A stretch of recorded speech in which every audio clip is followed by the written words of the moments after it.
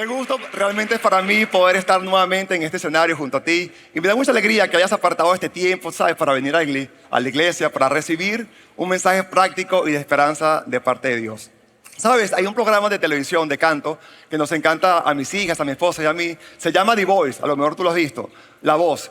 Y te explico rápidamente de qué se trata. En la parte inicial son audiciones a ciegas. ¿Sabes? La persona que va a cantar por primera vez se presenta con la particularidad que cuando la persona se para cantar, hay 4 jueces allí. Los jueces están sentados cada uno en su silla, pero de tal manera que están dándole la espalda a la persona. Así que ellos solamente pueden oír, mas no pueden ver la cara de quien está cantando. La idea de esto es que el juez pueda juzgar a la persona por su habilidad vocal y no por su apariencia física, tú sabes, como para eliminar un poco los prejuicios. Ahora, ¿qué pasa? Cuando el juez oye la voz de la persona y le gusta lo que está oyendo, él tiene una opción de pulsar un botón que tiene la silla, y cuando pulsa ese botón pasan 2 cosas. La primera es que él le dice a la persona que está allí atrás: mira, yo quiero que tú seas parte de mi equipo. Y número 2, cuando él pulsa ese botón, la silla da media vuelta, gira 180 grados, y por primera vez el juez puede ver cara a cara a la persona que está cantando. Ahora, esta es la parte que realmente más nos gusta a mis hijas y a mí, la parte cuando da media vuelta y conoce a la persona. Porque, ¿sabes? Pasa algo muy particular. Cuando el juez está allí oyendo la voz, naturalmente en su cerebro, por un proceso automático, él va haciendo una representación mental de cómo debería lucir la persona que está allí cantando. Y lo más gracioso es que cuando se da media vuelta, muchas veces la cara de los jueces terminan de esta manera. Terminan de esta manera, sorprendidos. ¿Por qué? Porque se dan cuenta que realmente lo que tienen enfrente no es lo que ellos se habían imaginado. Ahora, yo me hago una pregunta: ¿será que algo así nos puede pasar en nuestra vida espiritual?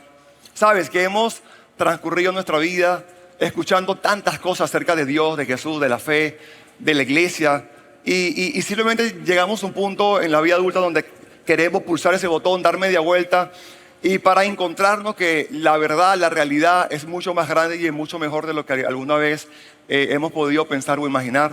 ¿Ya ha pasado eso? ¿Sabes? Por eso hacemos lo que hacemos, por eso hacemos iglesia de la manera que hacemos, y por eso es esta serie. De eso vamos a hablar en el día de hoy. Por eso quiero darte la más cordial bienvenida a la segunda parte de nuestra serie que hemos titulado El Último Reino. El Último Reino. Y sabes, a lo mejor tú no te consideras un seguidor de Jesús y estás en este lugar porque estás explorando la fe, porque quieres entender un poco de esto, de qué se trata esto de seguir a Jesús. O si alguien te invitó y te dijo: mira, si vas conmigo te invito al almuerzo. Si ese es tu caso, por favor, reclama tu almuerzo, lo mereces. Pero si ese es tu caso, por favor, yo tengo una corazonada. Yo creo que muy probablemente el Jesús que te han presentado, la información que tú has recibido acerca de quién es Jesús, no son las buenas noticias de aquellos que nos presentaron que sí conocieron a Jesús. Ese Jesús que te han presentado a lo largo de tu vida no es el Jesús que nos presentaron aquellos que caminaron con Él, que vivieron con Él. No fue la buena noticia que nos habló Mateo, Marcos, Lucas, Juan, Pedro, Santiago, el apóstol Pablo. Y si tú te consideras un seguidor de Jesús y estás acá en este lugar y tienes tiempo viniendo a la iglesia, yo quiero que todos acá podamos partir a partir de esta pregunta, tú sabes, a profundizar el tema de hoy. Yo quiero que vamos con esta pregunta: ¿es realmente Jesús como me lo he imaginado a lo largo de mi vida? Sabes, tú y yo hemos construido nuestra propia representación mental de cómo debería lucir Jesús. Vaya, y no estoy hablando de la apariencia física, porque todos creemos que Jesús, o la mayoría creemos que Jesús fue un hombre blanco, ojos azules, pelo largo, catire, tú sabes, como lo vemos en la película. Realmente eso no es importante. Si eso fuese sido importante, los apóstoles hubieran dicho: mira, Jesús fue así, así. Pero me refiero al carácter de Jesús. Tú y yo nos hemos imaginado, alguna vez hemos construido cómo luce Jesús, cómo piensa Jesús, qué le gusta a Jesús, qué no le gusta, qué le enoja, qué le alegra, cómo es Jesús. Y sabes, mi deseo para ti es que tú puedas salir de este lugar al terminar la reunión y salir por esa puerta con una comprensión amplia, con una mente ensanchada, con una visión incorporada de quién verdaderamente es Jesús. ¿Y por qué lo quiero? Quiero este deseo porque la verdad es que tú y yo, y cuando digo nosotros, incluidos los que estamos en la iglesia y tenemos tiempo asistiendo a la iglesia, hemos reducido a Jesús por sus funciones. Lo hemos reducido en nuestra mente, en nuestro vocabulario, por lo que Jesús hace por nosotros.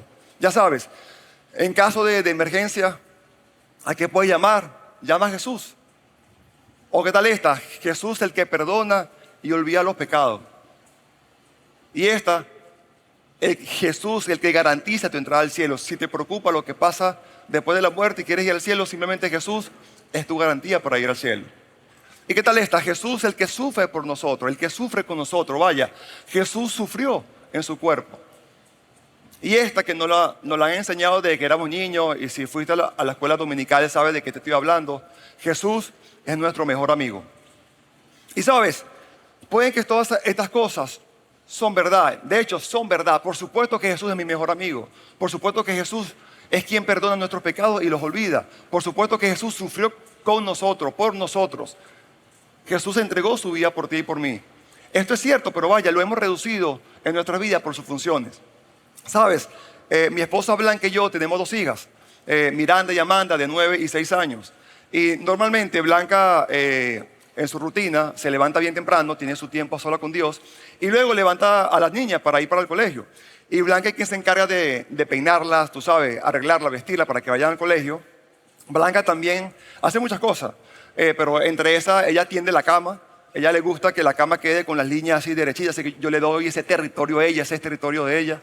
Y también Blanca por lo general hace la cena, es que no nos hace la cena a la familia. Ahora, si me tocara a mí presentarte a Blanca, yo no te diría, hola, te presento a Blanca, mi cocinera. Tú sabes, Blanca es la persona que se encarga en mi casa de ayudarme con mis hijas. Ella las peina y se encarga de eso. Y sabes, Blanca es quien se ocupa de que mi cama esté bien tendida todo el tiempo. No haría eso. Si me tocara a mí presentarte a Blanca, yo te diría, mira, ella es Blanca, mi esposa. Y el punto de esto es que es cierto, Blanca hace todas esas cosas por mí y mucho más. Pero yo no defino a Blanca, su lugar en mi vida, por lo que hace. Blanca es mucho más de eso. Blanca ocupa un lugar en mi vida por quien ella es. Lo cierto es que cuando se trata de Jesús, parece que nos lo hemos reducido por sus funciones, por lo que Él hace por nosotros y no por quien es en nuestra vida. ¿Sabes? José la semana pasada nos habló acerca del marco teológico.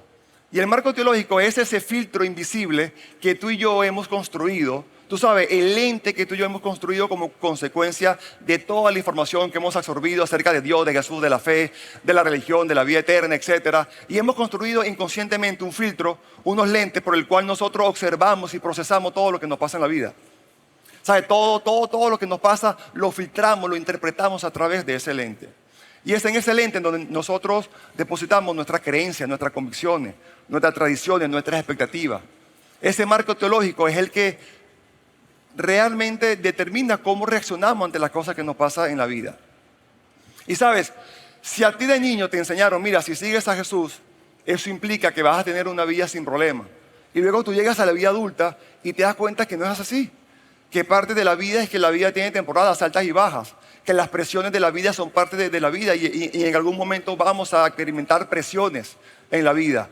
Y si te das cuenta en ese momento que ese marco teológico que construiste de niño, de que si sigues a Jesús no te va a pasar ningún problema, te das cuenta que no es suficiente. Ese marco teológico, ese sistema de creencias que has abrazado hasta este momento no alcanza, no soporta las presiones de la vida. Y te das cuenta en ese momento, o haces una pausa porque necesitas poder revisar, modificar, modernizar, actualizar ese marco de creencia. Y lo cierto es que ese marco teológico es el que determina tu visión acerca de la fe, determina tu visión acerca de Jesús, acerca de Dios, acerca del perdón, acerca del pecado, acerca de la vida eterna. Por eso es tan importante revisar ese marco teológico, esa representación mental que hemos construido en nuestra mente. ¿Sabes? La historia nos cuenta que los primeros seguidores de Jesús, quienes vivieron con Él, quienes caminaron con Él, y las personas que conocieron a quienes caminaron con Él, los primeros cristianos del primer y segundo siglo, tenían un marco teológico tan robusto, tan firme, tan fuerte. ¿Y por qué lo sé? Porque ellos soportaron una presión como muy probablemente tú y yo nunca vamos a experimentar. Recuerda que ellos vivieron en época del Imperio Romano. Y los cristianos por cientos de años, por 300 años, fueron perseguidos, fueron asesinados, fueron martirizados, fueron humillados públicamente. Y vemos como en el Coliseo romano los cristianos eran lanzados allí para diversión del pueblo romano. Y esta gente, estos seguidores de Jesús soportaron todas esas presiones porque tenían un sistema de creencia, un marco teológico tan fuerte, tan robusto, que estaban dispuestos a arriesgar su vida. Ahora yo pregunto, ¿por qué nuestra visión de Jesús no es como la de los primeros seguidores de Jesús? ¿Qué sucedió entre aquel entonces y hoy en día? ¿Cómo surgió esa brecha entre su marco teológico y nuestro marco teológico? Yo creo que la respuesta de esto, la razón principal de la respuesta de esto tiene que ver con algo que se perdió en la traducción. Y tú dirás, Alfredo, ¿cómo es esto que algo que se perdió en la traducción? Tiene que ver, y aquí te voy a explicar un poco de historia. La Biblia se divide en dos grandes partes, el Antiguo Testamento y el Nuevo Testamento. El Antiguo Testamento fue escrito casi todo en hebreo y arameo, pero casi todo en hebreo. El Nuevo Testamento fue escrito en griego. ¿Por qué en griego? Porque recuerda que el Imperio Romano ocupaba en ese momento gran parte de Europa, Asia Menor, el norte de África, y el Imperio Romano había conquistado territorios que era antes de parte del Imperio Griego. Alejandro Magno, no sé si te recuerdas cuando fuimos allá a la clase de historia en bachillerato. Lo cierto es que cuando Roma conquista estos territorios griegos, ellos absorben, abrazan parte de la cultura griega y entre eso su idioma.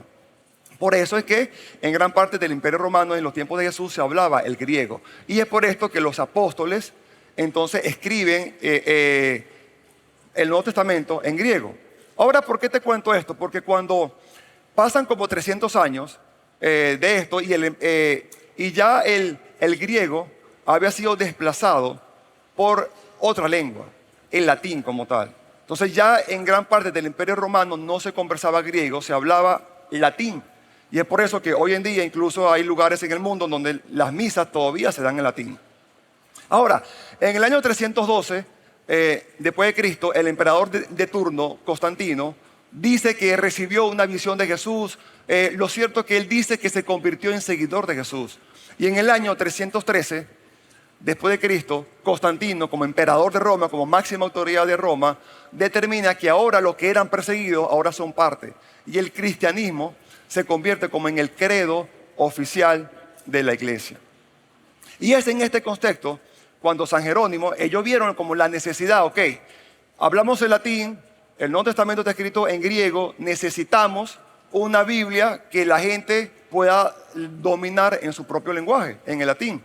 Así que es allí como vieron San Jerónimo, ve como la necesidad y toma el liderazgo de traducir por primera vez la Biblia del hebreo y del griego al latín. Y es allí como nace en el año 382 la Vulgata. Y la Vulgata se convierte en la Biblia oficial de la iglesia, la primera traducción de la Biblia del griego al latín del Nuevo Testamento. Y lo interesante de esto es que la Vulgata se convierte en la Biblia oficial de la iglesia por más de 1000 años. Piensa esto, 1000 años. Hasta la época de los reformadores, de la Reforma Protestante, la época de Martín Lutero, Juan Calvino. Hasta esa época, por más de 1000 años, la Vulgata se convirtió en la Biblia oficial de la iglesia. Ahora, como diría nuestro amigo Cantinflas, es aquí el detalle. ¿Qué pasa en esa traducción? Porque te dije que algo se perdió en la traducción. Cuando vamos al original, nosotros vamos a encontrar esta palabra en griego, que significa Christos. Esta palabra en griego significa Christos, que a su vez significa literalmente el ungido, el rey. Quienes escribieron el Nuevo Testamento, cada vez que usaban este término, era para referirse a un título, al ungido, el rey. El detalle es que cuando San Jerónimo viene a traducir esta palabra en griego, en vez de traducir el significado literal de la palabra, lo que San Jerónimo hizo fue una transliteración. Y tú dirás, Alfredo, ya va, ¿qué es eso? Es simplemente hacer una equivalencia de letra por letra, del idioma original al idioma que se quería traducir. Entonces, en lugar de traducir, hizo fue transliterar. Y es allí donde surge una nueva palabra, la palabra Christus, que al español viene siendo Cristo. Ahora tú dirás, Alfredo, ok, ya va, un momentico, mucha historia, mucha información, ¿por qué tanta terminología? ¿Cuál es el término de esto? Lo que yo quiero es que podamos comprender que cuando se tradujo la Biblia del Nuevo Testamento del griego al latín, se perdió el verdadero significado de la palabra Cristo. Y la palabra Cristo pasó de significar un título para convertirse en un nombre. Así que ya las personas leían la palabra Cristo y ya se perdió su verdadero significado. Sabes, yo de niño jugué béisbol. Jugué béisbol hasta la categoría infantil, desde compota. Y yo recuerdo que mi entrenador se llamaba Cristo. Mi entrenador se llamaba Cristo. Así que para mí era muy natural como niño, dentro de mi marco teológico, era muy natural creer que Jesús tenía dos nombres. Yo soy Alfredo Andrés. Yo creía que Jesús se llamaba Jesús Cristo. A veces hay personas que creen que Cristo es el apellido de Jesús. Y lo cierto fue que hemos reducido a Jesús por los roles, por las funciones que aplica en nuestras vidas. Lo hemos reducido por los roles que desempeñó, por los servicios que prestó. Y la verdad, para muchos de nosotros, incluyéndonos nosotros que nos llamamos seguidores de Jesús, Jesús se convirtió en un medio para alcanzar un fin. ¿Sabe? La semana pasada José hizo una pregunta que a mí me colocó a reflexionar. No sé si la recuerda. José nos hablaba, mira, ¿qué pasa si tú tienes tu entrada garantizada al cielo? No importa lo que tú hagas, tu entrada al cielo está garantizada. Si ese fuera tu caso, te pregunto, una pregunta para que tú puedas reflexionar. ¿Jesús tendría la misma importancia para ti? ¿Vendrías a la iglesia? ¿Jesús sería el rey en tu vida? ¿Sabes? Los hombres y mujeres que caminaron con Jesús, que conocieron a Jesús, sabían claramente que Jesús es el Cristo, que Jesús es el Rey, que Jesús es el Rey que vino a establecer el reino de Dios en la tierra, un reino que no tendría fin. Que Jesús es el Rey que vino a establecer el último reino en la tierra, el reino de Dios en la tierra. ¿Y por qué esto es tan importante? ¿Por qué esto es tan importante? Porque cuando comprendemos que Jesús es el Rey ungido de Dios, es el Cristo, es el Señor, es el ungido de Dios, entendemos que Jesús, como Rey, primeramente no vino solamente para morir. Y tú dirás, ya va, Alfredo, stop, un momento. Toda la vida me han enseñado que Jesús vino para morir. Por supuesto que sí, Jesús murió por ti y por mí, cargó con nuestros pecados en la cruz. Murió por amor a nosotros, porque tanto amó Dios al mundo, que entregó a su Hijo unigénito, para que todo el que cree en Él no se pierda, mas tenga vida eterna. Pero como Rey, cuando entendemos que Jesús es el Rey, entendemos la identidad de Jesús, entendemos que como Rey no solo vino a morir, Jesús como Rey vino principalmente para reinar y establecer un reino que no tendrá fin. Así que Jesús no vino solo para morir, Jesús vino a reinar. ¿Sabes? Estamos en la época de la inteligencia artificial, ¿cierto? Y tenemos ChatGPT, tenemos Gemini y tantas herramientas. Así que yo cuando estaba preparando este mensaje, yo digo, oye, ¿qué pensará la inteligencia artificial acerca de esto, de la terminología Cristo? Así que le pregunté, ¿qué significa la palabra Cristo? ¿Quieres ver qué me dijo? Veámoslo. Según la IA, dice, la palabra Cristo no es un nombre propio o apellido. Primero. Segundo, sino un título que significa ungido. Proviene del término griego Christos, que a su vez es una traducción fiel de la palabra hebrea Mesías. Me encanta esto, es una traducción fiel de la palabra hebrea Mesías. Claro, ¿por qué? Porque el Antiguo Testamento fue escrito en hebreo. Y hubo muchos profetas que hablaron del Mesías, que profetizaron del Mesías. El pueblo judío esperaba la llegada del Mesías. Así que los apóstoles cuando escribieron, dijeron, estoy hablando acerca de Cristo, del Mesías. Mira, si tú tomaras y conocieras a una persona que tiene como su mente en blanco, que su mente es como un pizarrón en blanco. ¿Por qué? Porque nunca ha escuchado nada acerca de Dios, de Jesús, de la fe. Y es como una persona, ¿sabes? Abierta, como un niño cuando nace. Una mente con una esponja lista para absorber sin ninguna información. Si esa persona tomara el Nuevo Testamento y empezara a leer, para esa persona no habría ninguna duda que Cristo, cada vez que lee la palabra Cristo, Cristo es igual al Rey. Cristo es igual al Mesías. ¿Sabes? En el Nuevo Testamento la palabra Cristo aparece un poco más de 500 veces.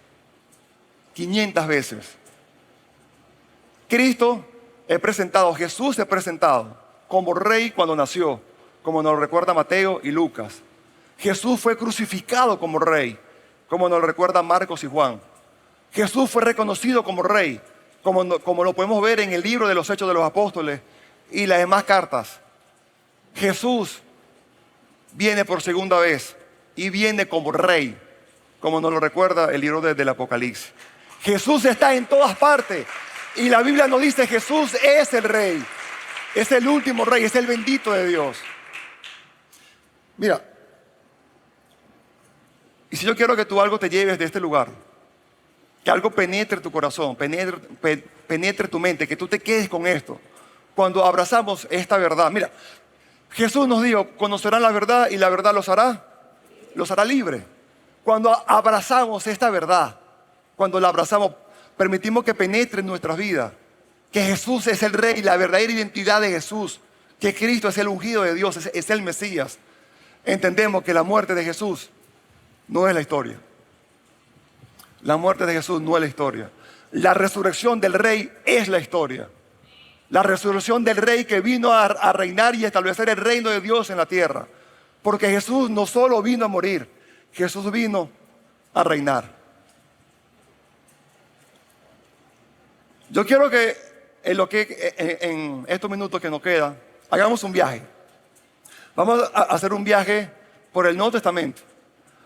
Si hemos comenzado hablando acerca de nuestro marco teológico y de conocer a Jesús como verdaderamente Él es y no como lo hemos imaginado, entonces, ¿qué mejor manera de escuchar de aquellas personas que lo conocieron?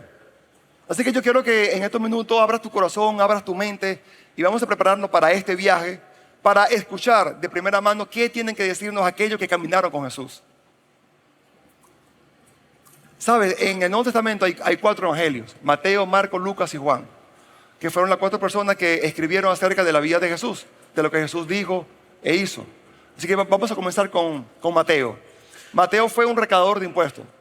Siendo judío, era tan inteligente. Mateo era un hombre letrado, inteligente, culto. ¿Y por qué lo sabemos? Porque Mateo, siendo judío, es reclutado por Roma para recaudar impuestos. Y esta posición requería de una persona con habilidades matemáticas, con inteligencia. Así que si Mateo va a escribir un libro, queremos, ok, Mateo, cuéntame, vas a escribir un libro acerca de Jesús. Tú viste, escuchaste todo lo que hizo, dijo. Cuéntame, ¿cómo vas a comenzar este libro? Así que vamos a ver lo que dice Mateo, capítulo 1, versículo 1. Dice lo siguiente: libro de la generación de Jesús, el Cristo. Así que Mateo va directo al grano, directo al núcleo. Y dice, ¿sabes qué? Yo vengo a hablarle de Jesús, el Cristo. Yo vengo a hablar acerca del Mesías, del Cristo, del Rey ungido de Dios. Sí, quiero que todos sepan que a partir del versículo 1, cualquiera que abra mi libro entienda de quién voy a hablar. Voy a hablar del Rey. Y más adelante, en el mismo capítulo 1, vemos en el versículo 18, vemos que dice, y el nacimiento de Jesús, el Cristo, fue así. Porque Mateo dice, no quiero que se pierdan de vista, no quiero que se pierdan, que la historia se trata de Jesús, que es el Cristo, es el Rey. Cristo igual Rey, Cristo igual al Mesías. Ahora, ¿qué tal si vamos a Marcos? Sabemos que Marcos escribió el Evangelio de toda la información que pudo recopilar de Pedro. Marcos estuvo con Pedro y Pedro le transmitió toda la información, así que Marcos escribe el Evangelio según Marcos. Así que, ok, Marcos, tú también vas a escribir un libro. Pedro te habló, viste, escuchaste de Pedro, de ese líder de la iglesia, todo lo que Jesús hizo y dijo. Cuéntame, ¿cómo vas a comenzar tu libro? Es tan importante que cómo empiezas tu libro. Así que, a ver, vemos lo que dice Marcos, capítulo 1, versículo 1. Dice lo siguiente: esta es la buena noticia acerca de Jesús, el Mesías, el Hijo de Dios. ¡Pum! Marcos también dice, si Mateo yo también voy a comenzar directo a donde es. Voy a hablarle acerca de la buena noticia de que Jesús es el Hijo de Dios, de que Jesús es el Mesías, y esa es la historia. Y vamos más adelante, Marcos capítulo 1, versículo 14, dice, aún no hemos salido ni siquiera del capítulo 1. Y dice, más tarde, después del arresto de Juan, Jesús entró en Galilea, donde predicó la buena noticia de Dios. Vaya, ok, Jesús, ya tú estás predicando y estás predicando la buena noticia de Dios. Quiero que tú me digas, Jesús, ¿cuál es esa buena noticia? ¿De qué noticia me estás hablando? Y para fortuna tuya y mía, Marcos no lo deja ahí escrito. Y dice, por fin ha llegado el tiempo prometido por Dios, anunciaba. El reino de Dios está cerca. Y Jesús dice, vengo a hablarle de las buenas noticias. Y la buena noticia es que el reino de Dios ha llegado, que el tiempo ha llegado, que el tiempo está aquí. ¿Por qué? Porque los judíos por cientos de años habían estado esperando la llegada del Mesías. Y Jesús le está diciendo, ya, el tiempo llegó. Esta es la buena noticia, que el tiempo llegó y el reino de Dios está cerca. ¿Por qué? Porque el rey está aquí. Porque el rey llegó. Y como el rey llegó, el reino de Dios se ha acercado. Y vaya que se ha acercado.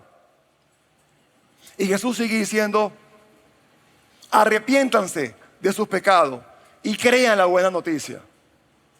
Y esa es la invitación. Mira, el evangelio es sencillo y es profundo. El evangelio es Jesús diciéndote, he venido para establecer el reino de Dios en la tierra, para predicarte la buena noticia de que hay un reino eterno, y hay una invitación para ti de que tú seas parte de ese reino. Ese es el evangelio, la invitación para que todos podamos ser parte del reino de Dios, el reino de Dios que no tendrá fin, del último reino.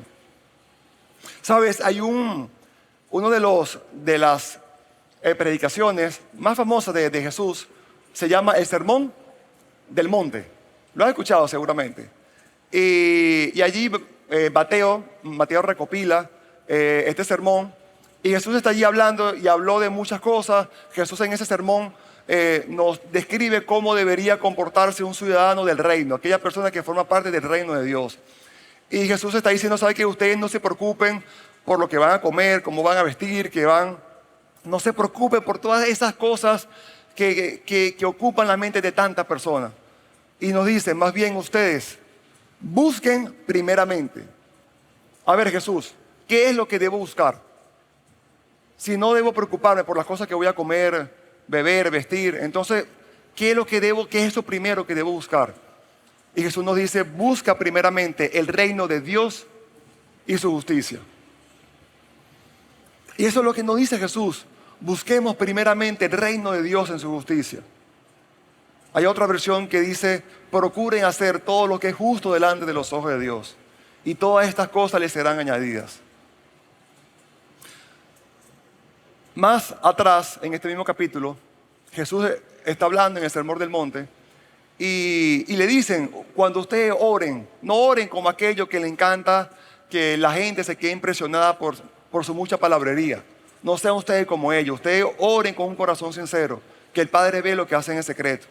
Y Jesús nos da como una receta para orar, como una guía para orar, cómo debería ser nuestra actitud de corazón y nuestras peticiones ante el Padre. Y Jesús nos dice, cuando oren de esta manera, venga tu reino, hágase tu voluntad en la tierra como en el cielo. Y ese es el Padre nuestro. Y nuestra oración debería ser, Señor, venga a nosotros tu reino. Que tu reino, Señor, sea establecido en mi casa, en mi familia, en mi mente, en mi vida, en mi cuerpo, en mi hogar, en mi ciudad, en mi nación, en el mundo, Señor. Que venga a nosotros tu reino. Ese debería ser nuestro sentir como seguidor de Jesús. Señor, establece tu reino en nuestras vidas. Entrónate en nuestro corazón, Señor. José habló la semana pasada de este versículo y ahorita ya hemos pasado por Mateo, por Marcos, ahora vamos a ver qué nos dice Lucas. Sabemos que Lucas fue un historiador, un médico, fue médico e historiador. Y Lucas es considerado en el mundo secular como un gran historiador. Así que Lucas tomó el tiempo de recopilar todo esto que dijo Jesús, que hizo Jesús. Así que vamos a ver cómo relata Lucas en el capítulo 1, cuál fue el mensaje que le dijo el ángel cuando visita a María y le da esta buena noticia. El ángel se le presenta, dice Lucas 1:32. Él será muy grande, hablando de Jesús. Le dice, quedarás embarazada, él será muy grande y lo llamarán Hijo del Altísimo. No le dice, mira María, quiero que sepa que Jesús va un día a convertir el agua en vino, va a hacer muchas señales, muchos milagros. El ángel no se ocupa en eso. Le dice, quiero que sepa que ese niño que va a nacer será muy grande y lo llamarán Hijo del Altísimo. Está hablando de una vez directo de quién es Jesús, de su verdadera identidad. Y dice, el Señor Dios le dará el trono de su antepasado David y reinará. El ángel va directo, fíjate, Mateo, Marcos van, pum, directo. Y el ángel, antes de que Jesús naciera, María, quiero que sepas de una vez de qué se trata esto. Va a nacer de tu vientre el Hijo de Dios, el Mesías, el ungido, el último rey. Será llamado Hijo del Altísimo y vendrá a reinar. Un reino que no tendrá fin. Y quiero que lo sepas de una vez. Ahora, ¿qué te parece si vamos a Juan? Hemos hablado de Mateo, Marcos, Lucas. Ahora vamos a ver qué nos dice Juan. ¿Cómo comienza Juan en su capítulo 1 el Evangelio? Y sabemos que Juan es conocido como el discípulo amado de Jesús. Él se llama de esa manera. Y vamos a ver lo que nos dice Juan en el capítulo 1, versículo 41. Dice lo siguiente. Dice, Andrés fue a buscar a su hermano Simón. Hablamos de Simón Pedro, de Pedro. Y le dijo, hemos encontrado al Mesías, que significa Cristo. Así que dice que Andrés escucha a Jesús y va corriendo y busca a su hermano Simón Pedro y le dice, Simón, tienes que venir. Por fin lo hemos encontrado al Mesías, hemos encontrado al Cristo, hemos encontrado al Rey.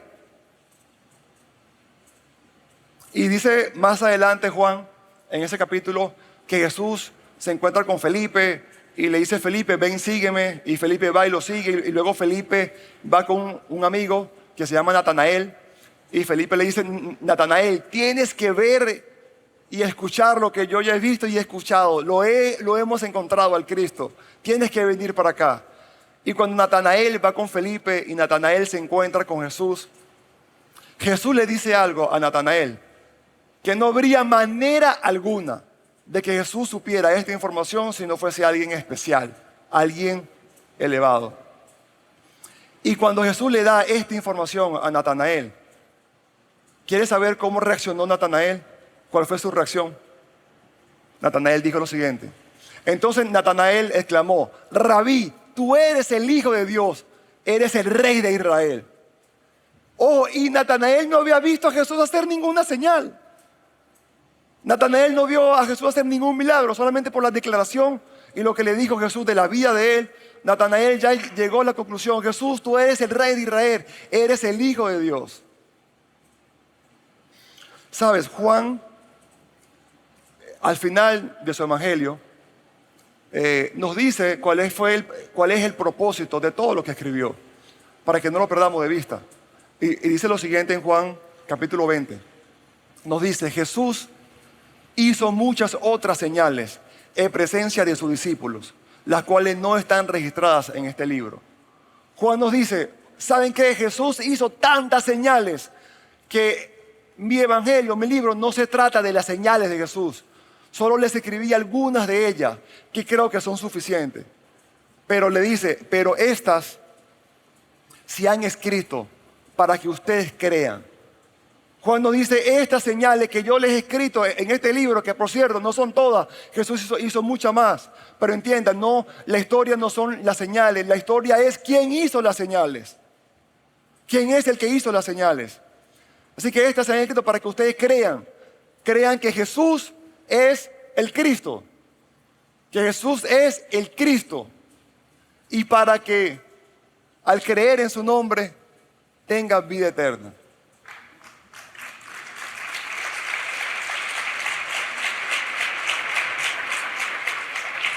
Este es el Evangelio. Las señales que están allí, las señales no son la historia. Las señales simplemente nos señala que Jesús es el Rey, que Jesús es el Mesías prometido por Dios, el Rey que vino a establecer su último reino en la tierra. Sabes, en el Antiguo Testamento hay un profeta llamado Isaías. Isaías escribió el libro de Isaías. Isaías profetiza, habla acerca de los sufrimientos del Mesías, que iba a pasar el Mesías. Isaías relata que Jesús iba a ser como un cordero llevado al matadero. Dice, mas enmudeció y no salía palabra de su boca. Y vamos a ver Marcos cómo relata cuando Jesús fue apresado. Sabes que Jesús lo colocan preso, los líderes fariseos, los líderes religiosos en plena madrugada, lo llevan allí al Sanedrín y están los líderes religiosos, el sumo sacerdote, y le hacían preguntas y preguntas y preguntas y preguntas. Y nos relata los evangelios que Jesús no hablaba, cumpliendo con la profecía que Isaías 600 años antes había dicho. Pero le hicieron una pregunta a Jesús. Y Jesús dijo, a esto no me voy a quedar callado. Y dice, mas él callaba y nada respondía. El sumo sacerdote le volvió a preguntar y le dijo, ¿eres tú el Cristo? El sumo sacerdote, el máximo líder de los sacerdotes, le pregunta, ajá, Jesús, dinos, ¿eres tú el Cristo? El Hijo del bendito. Y ojo, los fariseos, el sumo sacerdote sabía de qué estaba hablando. Sabía que Jesús decía ser el rey, el Hijo de Dios. Y cuando el sumo sacerdote le pregunta, dinos Jesús, ¿eres tú el Cristo, el Hijo del bendito? Dice, y Jesús le dijo, yo soy. Y ante esta pregunta Jesús dijo, la verdad es que sí, yo soy el Hijo de Dios, yo soy el Cristo. Y dice más adelante, Marcos 14:64, todos ellos lo condenaron como digno de muerte. Y esto es importante porque, vamos, los fariseos, los líderes religiosos condenaron a muerte a Jesús no por lo que él hizo. No lo condenaron porque él sanó al paralítico, porque sanó al leproso, porque le dio la vida a Lázaro cuando había muerto. No, los líderes condenaron a Jesús por quien él decía ser. El Mesías, el Rey, el ungido de Dios. ¿Sabes? Mateo nos relata que cuando Jesús resucita y le dice, mira, dígale a los 11 que vayan ahí a Galilea, ahí nos vamos a encontrar, a los apóstoles. Y dice, Mateo nos relata en el capítulo 28, cuando los apóstoles, dice, cuando lo vieron, lo adoraron. ¿Y por qué esto es importante? Porque estos hombres eran hombres judíos que fueron formados, instruidos, educados para no adorar a nadie, ningún hombre excepto a Dios. Es más, ellos habían luchado por generación en generación contra esa inclinación de los reyes de exigir adoración de la gente. Lo vemos desde la época de los faraones en Egipto, que el faraón se creía un semidios y ahora estaban bajo el yugo romano, y el César también exigía como una especie de adoración, y estos hombres judíos luchaban contra esa tendencia de que las autoridades exigían que se les adorara o se les tratara como dioses. Pero cuando los apóstoles vieron a Jesús resucitado, lo adoraron, porque entendía que Jesús es quien dijo ser. Y sabes, y Jesús no fue que le dijo, no muchachos, por favor, no vale, levántese por favor, no hagan eso. Jesús recibió la adoración como digno de un rey, del rey elegido por Dios, del Hijo de Dios, del unigénito Hijo del Padre. Y Jesús le da una declaración a los apóstoles, acto seguido, y le dice, se me ha dado toda autoridad en el cielo y en la tierra.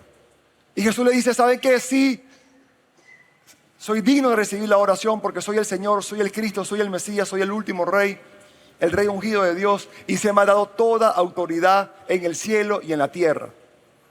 Y Jesús está hablando con un lenguaje de rey. Yo soy el rey y tengo toda autoridad. No solo en la tierra, cielo y en la tierra. Sabes, el apóstol Pablo nos escribe de todas las cartas que él escribió, en el libro de Filipenses, Pablo nos recuerda que Jesús vendrá un día por segunda vez. Y cuando venga por segunda vez, va a ser inevitable que la gente se pierda de quién es Jesús. Es decir, todos van a reconocer que Jesús verdaderamente es el Cristo. Es el Hijo de Dios. Y Pablo nos lo recuerda de esta manera. Dice, para que ante el nombre de Jesús se doble toda rodilla, en el cielo, en la tierra y debajo de la tierra. Y Pablo nos dice, va a llegar un momento donde va a ser inevitable, nadie lo podrá negar. No importa el credo que has proclamado en tu vida, nadie podrá negar, y toda rodilla, arriba, en la tierra y debajo de la tierra, se va a doblar ante el nombre de Jesús. Y toda lengua, dice, toda lengua proclamará, toda lengua va a confesar que Jesucristo es ¿quién? Es el Señor, es el Mesías, es el Cristo, para la gloria de Dios Padre.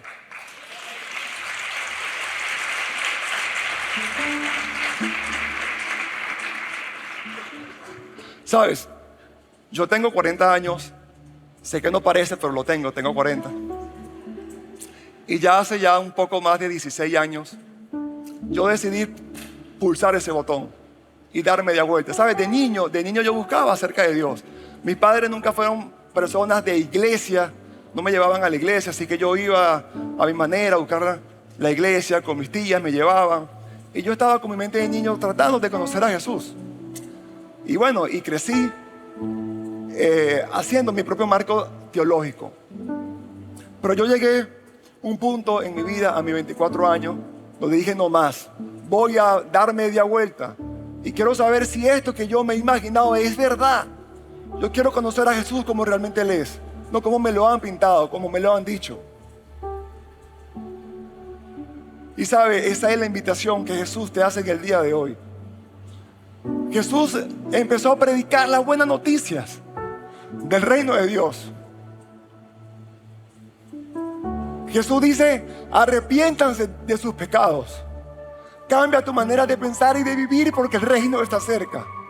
El reino de Dios se ha acercado porque el Rey está aquí. Y quiero que entiendas esto, que abraces esto en tu corazón, que lo penetres en tu mente. Jesús no solo vino a morir, Jesús vino a reinar. Y vino a reinar no solamente en un lugar físico, vino a reinar en tu corazón. Vino a reinar en tu vida.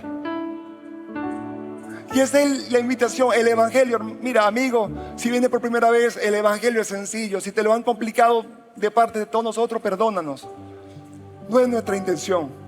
El evangelio es Jesús invitándote a ser parte de su reino. Y Jesús dice, para que seas parte de mi reino tuve que dar mi vida, porque había una barrera que nos separaba, que te separaba a ti de mí, y es el pecado, es tu pecado. Pero yo te amo tanto que asumí tu pecado en mi cuerpo y lo llevé a la cruz. Y para poder reinar en tu vida primero tuve que morir. Y luego de resucitar, eres invitado a formar parte del reino de Dios.